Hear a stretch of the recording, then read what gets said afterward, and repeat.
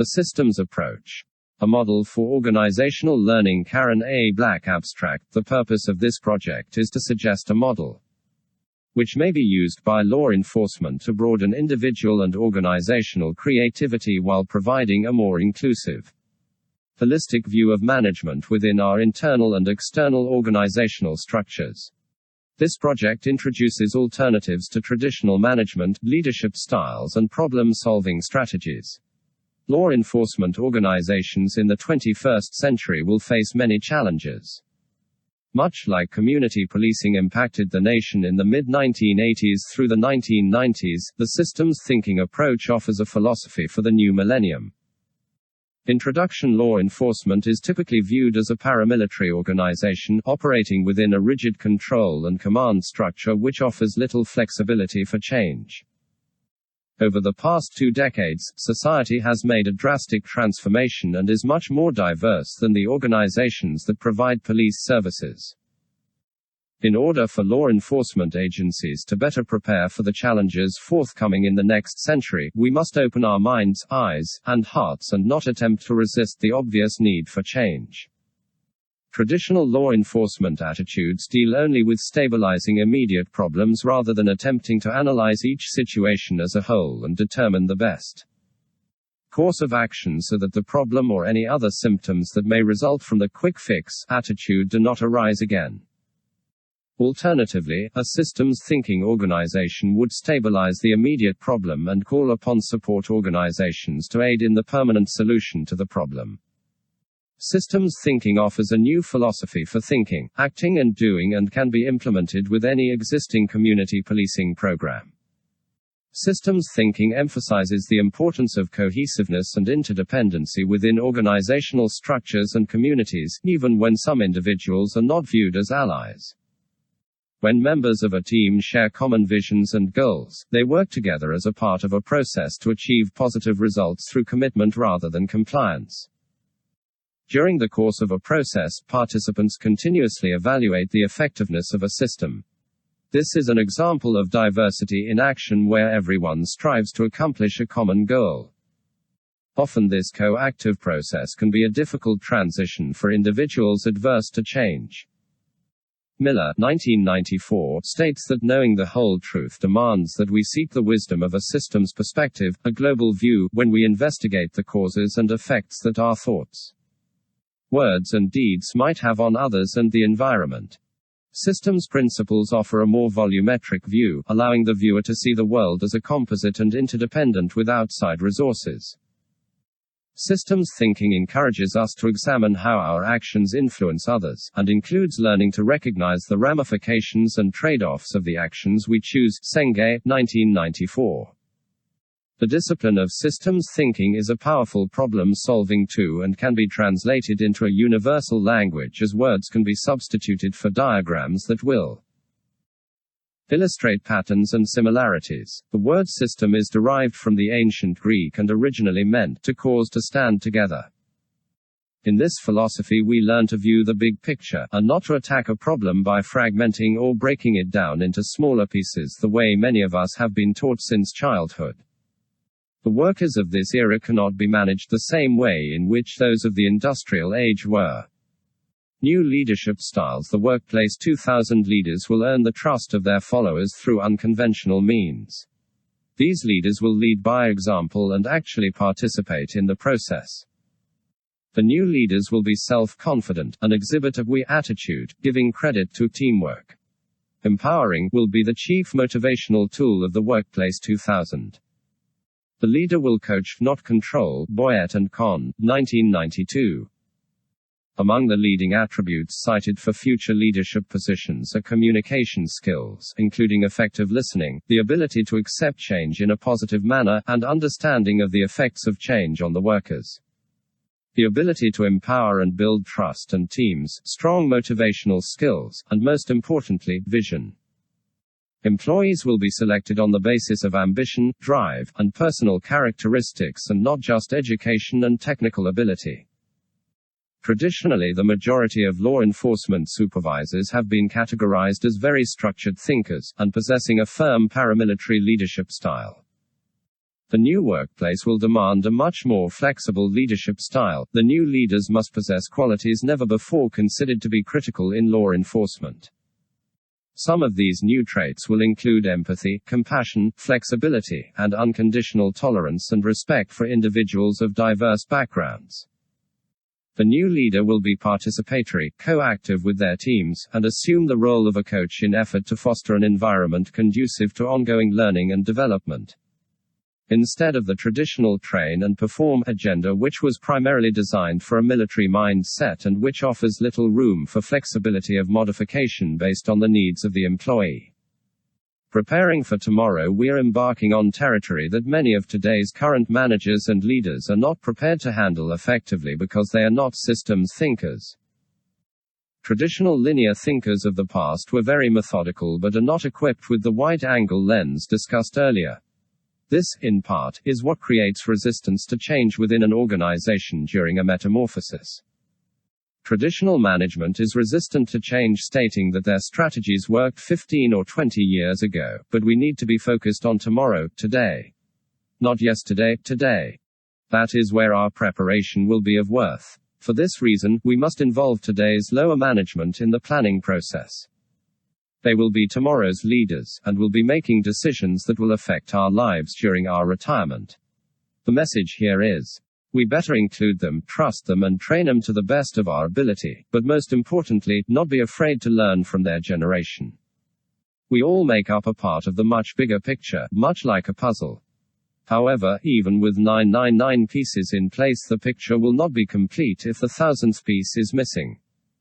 Administrators must commit themselves to the belief that there is no human being within their organization that does not play a critical role, worthy of respect and recognition.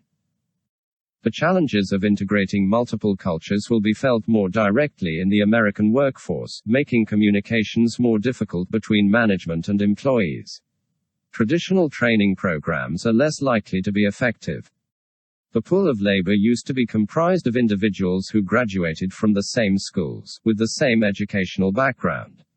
Now the workforce is multicultural, multilingual, multigender, and multifaceted. Employees who come from diverse backgrounds have varying ways of thinking and functioning within the traditional workforce. Private business, the public sector, and government agencies, as well as the healthcare industry, have implemented this holistic approach of providing service to internal and external customers. Implementation of systems thinking must commit from the top. An effective systems thinker, particularly in an organizational setting, is someone who can see the following 4 levels operation simultaneously. Senger 1994. Events, patterns, systems, mental models. Every organization has customers, some are internal employees, and some are external stakeholders. Within these structures are events that cause management to react. Traditionally, management would react to their customers' needs because they were not properly prepared. Patterns of behavior are not recognized in time to be proactive. Any movement made in attempt to counteract a perceived problem is an event. By mapping out a timeline depicting your organization's ups and downs, you will be able to better calculate where your next problem will land.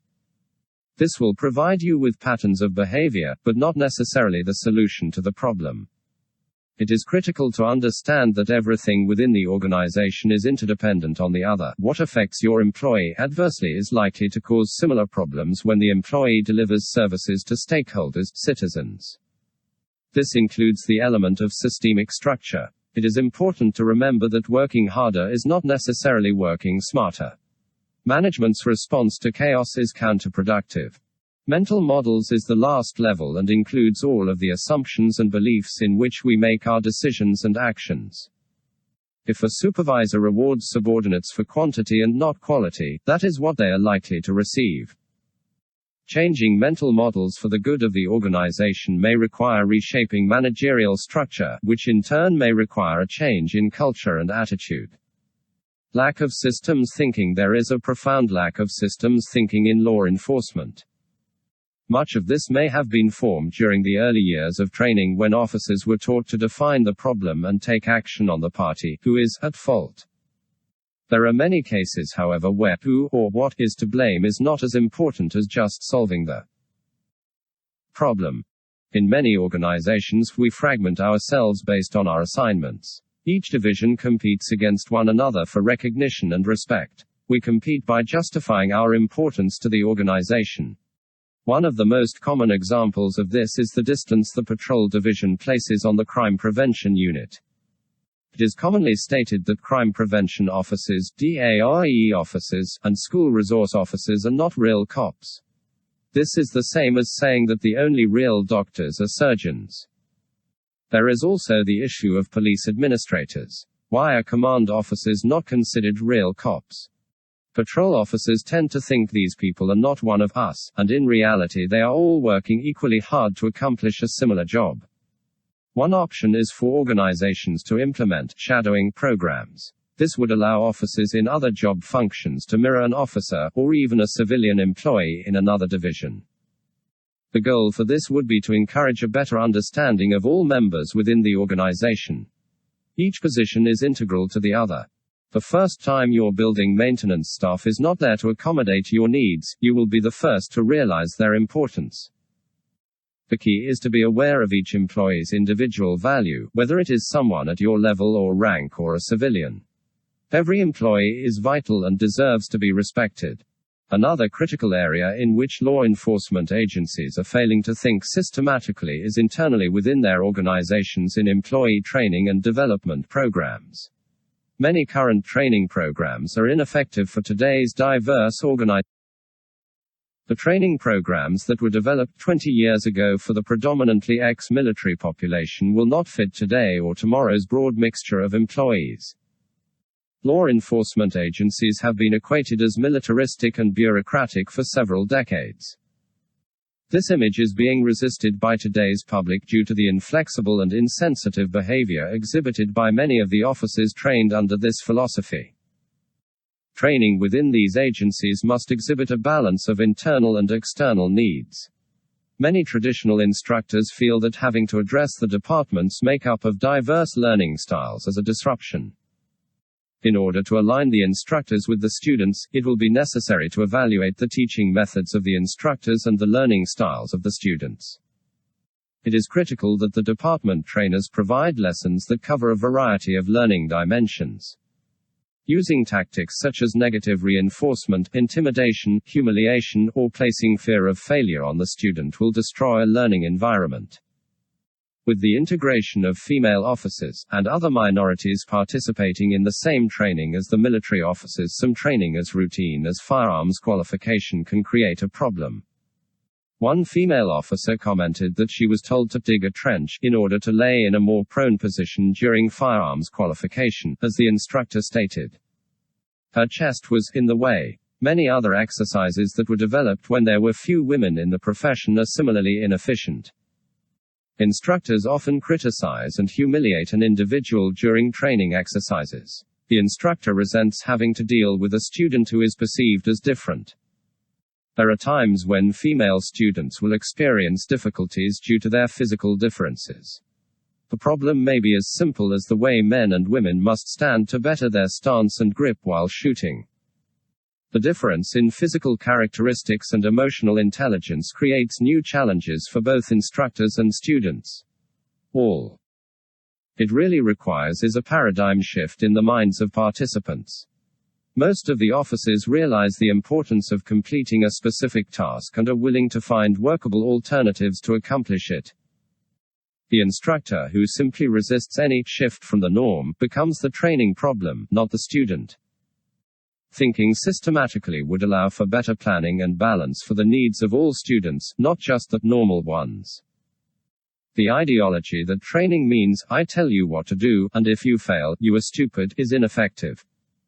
The training coordinator may want to explore the need for a department learning style assessment survey to better serve members. If a trainer refuses to take into consideration individual needs, and fails to listen to the student, the trainer should be assigned to another area better suited to his or her abilities. Negatives defeat the purpose of training. A positive atmosphere will lead to open minds and students will be motivated and stimulated to learn. Continuously criticizing will lead to negative responses and behaviors. Using the term failure over and over when the intent is to provide a positive training environment is more likely to turn off students who would not have otherwise done poorly. Implementing an instructor evaluation program may also improve instructor deficiencies by allowing the student to grade the trainer. This information should expose areas where the trainer may need to enhance skills in an effort to more effectively address the student's learning styles. Administrators involved in the recruitment and selection process should evaluate the level of training an applicant has received prior to being hired. This process could assist coordinators in placing recruits with the appropriate training officers. If the individuals charged with designing the workplace environment would take these issues into consideration during the planning phase, it is more likely that employees would view their work product as an investment in their own future. When employees believe they are respected and their contributions are valued, morale and productivity go up and sick leave and turnover rates decrease. Human resource specialists, recruiters, and personnel departments must keep in mind what motivates one employee may not be as important to another. If an individual is worth hiring, they should be worth investing in and retaining. The cost involved in advertising, interviewing, selecting, hiring, training is significant. However, the cost of a high turnover is even greater. Employees should be considered an organization's greatest asset. An employee who feels valued by the organization will be more likely to return the investment. The old belief that one size fits all no longer works. When height requirements dictated who could be a police officer and vehicles, uniforms, weapons, and other equipment were purchased in mass quantity, most of it was compatible because the officers were all hired on a made-to-order size basis. Society would be much better served if the tools departments use to hire police officers evaluated the candidate's emotional quotient, motivational ability, personality style, and not just the physical size, education, race or sex of the officer. Senge's systems model, an appropriate application. Many organizations are incorporating systems thinking into their organizations. Senge's 1994 model is being widely adapted by diverse organizations. Peter Senge outlined a systems model in the fifth discipline that discusses the 5 disciplines that should be implemented into a learning organization. The disciplines include personal mastery, shared vision, team learning, mental models, systems thinking. Each of these disciplines are unique to the success of any organization and can be used individually or in any combination to design a plan to fit organizational needs. The core of a learning organization is based on the 5 learning disciplines, and requires a lifetime commitment to study and practice. The 5 disciplines provide a guideline for any organization to live a healthier and more harmonious existence. Using the 5 disciplines provide options that may be utilized in order to bring employees together toward a common purpose. We can also align them with the goals and values of their organization. These 5 disciplines have been used widely in both the private and public sector to produce learning organizations practicing a systems thinking philosophy. It is a viable paradigm for law enforcement and is proposed in this research as an implementation model for law enforcement organizations. Purpose of research. The purpose of this research is to develop a systems model for law enforcement based on Senge's 1994 disciplines. The model is intended to broaden both individual and organizational creativity for enhanced problem solving and organizational learning. Methods. The methods for this research consisted of literature review and observation, experience of the author, literature in leadership, systems theory, and problem solving was reviewed. Senge's 5 disciplines. To best understand the application of Senge's 1994 model to law enforcement, each of Senge's 5 disciplines, personal mastery, shared vision, mental models, team learning, and systems thinking, are defined. Personal mastery. Personal mastery is learning to expand personal capacity to create the results most desired, and creating an organizational environment which encourages all of its members to develop themselves towards the goals and purposes they may choose. The desire to practice personal mastery is intrinsically motivated. This discipline requires a commitment to learning, self-awareness, and flexibility. Managers can encourage workers to practice the discipline of personal mastery by assuming the role of coach. The coach must model this role by personal behavior. Individuals working together to practice personal mastery will be laying the foundation for shared vision for their organization. Shared vision is building a sense of commitment in a group by developing shared images of the future we seek to create, and the principles and guiding practices by which we hope to get there. By enhancing dialogue and communication skills, individuals can work collectively to achieve organizational goals. Cohesiveness is the key to group success, whereas competition can stifle the mission. Mental models means reflecting upon, continually clarifying, and improving our internal pictures of the world, and seeing how they shape our actions and decisions. Mental models are responsible for our inner prejudices, stereotypes, and the assumptions and judgments we prematurely conclude, often based on insufficient or raw data. By broadening our individual views of the community, we enable a healthier and more holistic society to exist around us. Negative mental models contribute to cultural, racial, and gender insensitivity. These types of issues too often lead to lawsuits based on harassment and discrimination and can financially devastate any private or public organization as well as cause emotional distress to the victim. Team learning is transforming conversational and collective thinking skills, so that groups of people can develop intelligence and ability greater than the sum of an individual member's talents by combining the various intelligences including emotional intelligence, social intelligence, organizational intelligence as well as academic intelligence. The combination of all inner intelligence will provide a balance more conducive for learning, creating and producing. Systems thinking is the cornerstone of a learning organization and is a way of thinking about, and a language for describing and understanding the forces and interrelationships that shape the behavior of systems. This discipline helps us to see how to change systems more effectively, and to act more in tune with the larger processes for the natural and economic world. Senge, 1994. Systems thinking fosters an environment which values each member individually and collectively as a team. The absence of fragmentation creates a healthy and solid foundation for mutual respect and trust throughout the organization.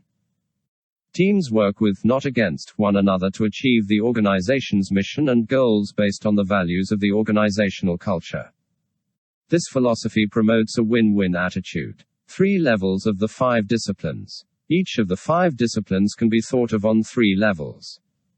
Practices, what you do; focus, principles, guiding ideas and insights; theory, essences, the state of being of those with high levels of mastery in the discipline. It is important to understand the difference between a discipline and an area of study. A discipline is a technique, a philosophy and a lifelong practice to develop proficiency in these areas. Practices are activities which practitioners of the discipline focus their time and energy. The principles represent the theory of the practices within the discipline, remembering that thinking and doing are part of learning. Essences are the state of being created by individuals or groups who have mastered high levels in the discipline. Law enforcement systems model. The Senge systems model allows for diversity and flexibility. An organization can modify the model at any time to fit their needs, which should be constantly evaluated for effectiveness.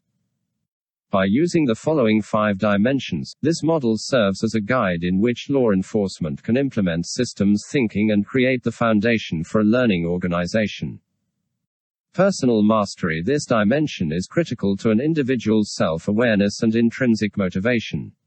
Organizations should encourage members to seek learning and development in areas which they desire mastery rather than proficiency.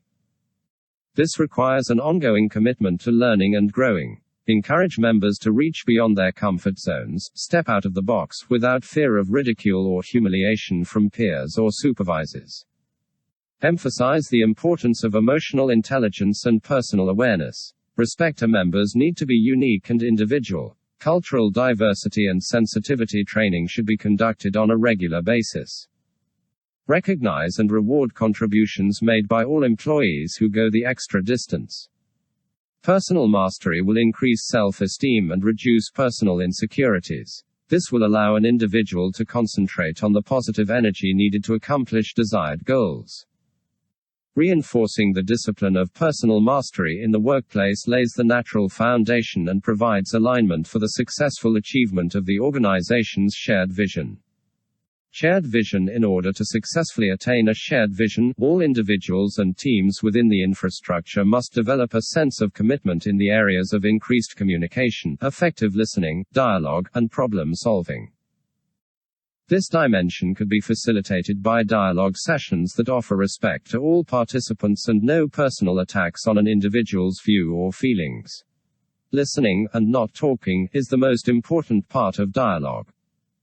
This practice also allows the speaker to hear what they are truly sharing with the group, rather than just speaking the loudest to be heard. Discuss how individual and organizational values may differ, and how to achieve mutual goals. Conduct employee and community-based surveys to gauge the organization's effectiveness to both internal and external customers. Encourage employees to ask why and how, if they do not understand something clearly. Create a personal action plan or a mental map for individual and group goals and objectives. Interactive exercises should also be used which allow people to grow together and not apart, such as in competitive environments. Workshops which foster teamwork, such as the Ropes confidence building course or the Simulated Society exercises, may be effective in bringing groups together towards a common purpose. Team learning. Foster an environment conducive to learning. Assess the trainer's methods of instruction for effectiveness. Evaluate the diversity of learning styles within the organization by administering a learning skills assessment instrument. Create a balance of talent and diversity that will provide a positive influence to all participants. Promote a cohesive environment and emphasize that group success depends on interdependency and trust. Understand that everyone does not learn at the same speed or in the same way. Share your skills and talents with others, and learn from those around you. Knowledge is wasted when not recycled. Stress the value of diversity, creativity, and change. Mental models. Many times, individuals will judge or reject another person or group due to a lack of complete understanding. Stereotyping is a common symptom of this behavior. As professionals in a field which is sworn to protect and serve all equally and unconditionally, we must move forward to educate our own about the consequences of conditional respect. Mental models create barriers within our own learning process. Training in the area of empathy and compassion lends support to creating a better understanding of the individuals and cultures we come in contact with on a daily basis. Negativity is a learned behavior, and can therefore be relearned with the proper information necessary to make more appropriate conclusions. This is the area in which harassment and discrimination cases originate. By adopting a zero-tolerance policy for the disrespect of any individual, either internally or externally, this type of problem can be greatly reduced and ultimately prevented. Systems thinking. This approach can be used to enhance community policing and other community-based programs. The concept is meant to supplement and not replace a specific way of policing. By viewing different situations with a wide-angle lens, problem solvers will be better able to attack the actual problems and not just a symptom of the problem. Ineffective application of this practice may produce additional problems, which were not even initially a part of the original issue. Hence, everything within a process and system is interdependent and interconnected. This system views everyone involved as a whole, not simply a fragment of the entire operation. Equal values are placed on an individual's mind, body, and soul. All contributions are viewed as significant. A systems thinking organization does not demand that you leave your personal problems at home. The organization would help an employee in seeking assistance in solving the problem. While understanding the negative impact emotional distress can play in workplace productivity, accidents, injuries, sick leave, and many other issues. The organization cannot be systems thinking if the individuals who occupy the infrastructure do not practice the philosophy. Systems thinking requires vision and perseverance. The problems that this practice may eliminate will not disappear overnight, as they have been in formation for many years. What will assist everyone in a more peaceful and holistic existence in the meantime is dedication and commitment to making our world a better place to live. Discussion: a systems thinking approach would require a learning organization to commit from the top. As mentioned earlier in this paper, law enforcement organizations are faced with one of the biggest challenges of this century. There is rapidly changing diversity in both the community and within our organizations. This philosophy will change the methods in which our organizations recruit, select, and hire new officers and civilian employees. This shift in organizational thinking will change the criteria for transfers, special assignments, and promotions as well. Law enforcement organizations will be charged with recognizing the full value of all individuals and the contributions that their culture and diversity offer the community and the organization as a whole. Many types of organizations are making the shift to systems thinking, including healthcare. Physicians are now including systems thinking courses along with their medical training. One course now offered is the Medical Staff Officers Program that covers strategic planning, creative problem solving, team consensus building, leadership and conflict resolution, and many more systems courses. Medical professionals are realizing the need to provide full-circle services to their patients in the emerging competitive market. American Medical News, 1996. Law enforcement must also set an example by including these non-traditional services as a resource to the communities we mutually serve. An organization that is responsible for the welfare of a human being should consider making a transition to a broader-based method of thinking, acting, and doing. Failing to recognize that all human beings are unique and possess different needs is the same as failing to respect them. If a particular part of an organization is losing effectiveness, it is critical to look below the surface to find the real problem. In the future, we can either lead a reactionary existence or respond to the need for developing a more healthy and positive environment. Systems thinking offers a way to enhance law enforcement's learning abilities for both individuals and organizations in an environment that stimulates creativity and rewards risk-taking. By using models such as Senger's 1994 systems approach, a broader view and new results can be achieved. And of course, the cycle of systems thinking is never-ending and continuous.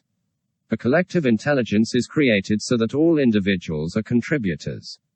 The law enforcement systems model outlined in this research applies the learning organization principles of Senger's 1994 approach to current law enforcement organizational realities.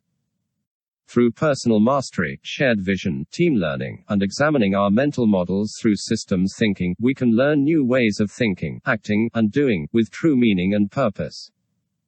Conclusion: the need for further research exists in the area of systems thinking in law enforcement. The entire role of criminal justice is continuously changing. Many new issues are emerging and creating challenges in this field that have never before been considered. Criminal justice has depended on control, rule and order to maintain the status quo. Many organizations have suffered internal and external damages due to this fragmentation. It is evident, this mindset has not prepared the chief executive officers of our many agencies and organizations for the forthcoming challenges that the new millennium will create. Traditional police agencies must shift the focus from the rigid and inflexible mentality of train and perform, and lead the way into a more progressive environment. Transforming existing structures into learning organizations will offer many new opportunities for civilian and sworn members of the organization. Encouraging members to participate in the development of their new environment will be stimulating and rewarding. Pride and commitment will be the intrinsic motivator. Providing an environment of continuous personal development and mastery will prove to be the most valuable investment an organization can make towards unlimited and unconditional success. In order to obtain accurate information on the success of implementing a learning organization's systems thinking philosophy, it will be critical to include input from every individual involved in the process. The key point is that processes and systems are all interconnected and interdependent, as are all human beings within the processes that surround them. This cohesiveness exhibits a form of networking and community building. As role models and resource banks for the communities in which we operate, law enforcement professionals must set a positive example in the implementation of this new age philosophy. Systems thinking combined with the holistic approach of community policing lay the foundation for safer and healthier environments. Failure to recognize any element or individual involved in the process as significant or valuable will ensure the breakdown of the system. Doubting the importance or value of another's existence is the same as doubting our own. Lieutenant Karen Black is currently assigned to the Administrative Services Bureau of the Ocala, Florida Police Department. A law enforcement officer for over 14 years, she joined the Ocala Police Department in 1986. Karen's assignments have included the Drug Task Force, street crimes, criminal investigations, patrol and crime prevention, all of which embraced a philosophy of community-oriented policing. While her professional interests cover a wide range of leadership and management topics, her current challenge is to bring the department to appreciate a total systems approach to policing. References: American Medical News, 1996, April 8. Bollés, R.N., 1996. What Color is Your Parachute? Berkeley, C.A., Jossey Base Printing. Boyett, J.H., and Con, H.P. 19. Berg, M. 1996, May. Law and Order, p. 128. Delevine T. and Robertson, J.D. 1994. Deming's Profound Changes. Goleman, D. 1995. Emotional Intelligence. New York, Bantam, Jameson, D. and O'Mara, J. 1991. Kroger, O. and Thursdayson, J. M. 1992. Type Talk at Work. New York, Dell, Miller, W. C. 1994. Quantum Quality. Senge, P. 1990. The Fifth Discipline. New York. Senge, P., Roberts, C., Ross, R. B., Smith, B. J., and Kleiner, A. 1994. The Fifth Discipline Field Book. New York, Doubleday.